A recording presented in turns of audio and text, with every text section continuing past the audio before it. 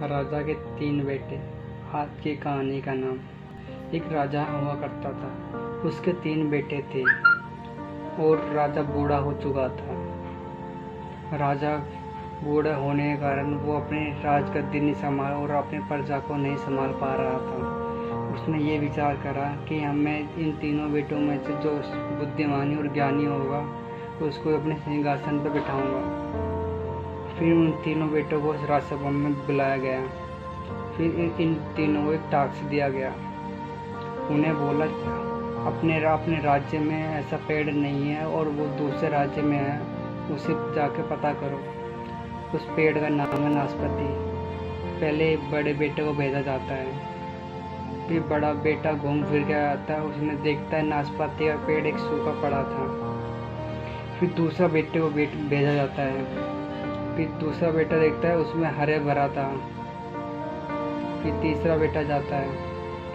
फिर उसने अपने आस पड़ोस के किसान सबसे पूछता है यही नाशपाती का पेड़ है क्या, फल से लदा हुआ।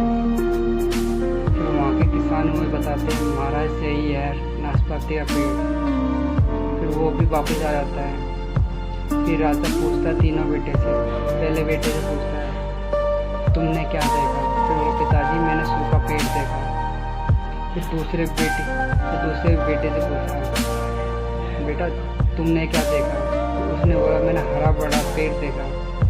और तीसरे बोला बेटा तुमने क्या देखा? तीसरे ने बोला मैंने हरा भरा नाशपाती का पेड़ देखा। फिर बड़ा भाई बोला पिताजी ये झूठ बोल रहे हैं, मैंने तो सूखा पेड़ देखा। फिर दूसरे नंबर का भाई बोला नहीं पिताजी मैंने तो हरा भरा पेड़ देखा। फिर तीसरा भाई बोला मैंने तो हरा भरा नाशपाती से लदा हुआ पेड़ देखा। फिर तीनों भाइयों में लड़ाई होने लगी। वहाँ पे छोटे बड़े राजा मंत्री सब खड़े हो गए और कहने लगे राजा साहब अपने बेटों में फूल परवान चाहते हो क्या? फिर राजा उठे, बोले रुको। फिर राजा ने बोला जो तुमने देखा बिल्कुल ही सही देखा, फ़र्क इतना था तुम लोगों ने जानकारी नहीं थी। फिर छोटे वाले बेटे को बताया सही इसने सही चीज़ देखा। बोला पिताजी कैसे? फिर उसने बताया कोई भी राय लेने से पहले सब जने की राय लेनी ज़रूरी होती है। इसलिए मालूम पड़ता है कि सबसे बुद्धिमान छोटा बेटा है और इस राज्य को संभालने के लिए छोटा बेटा ही संभाल पाएगा। इसलिए सारा राज्यसभा और समय के इस छोटे बेटे को दी जाए। इसमें राज्य मंत्री सब सहमत थे। इससे हमें सीख मिलती है कुछ डिसीजन लेने से पहले सबकी सुझाव लेना ज़रूरी होता है। अंत में वही सुझाव ना लेंगे तो अंत में वही बुराई होता है। इस कहानी से ये सीख मिलती है।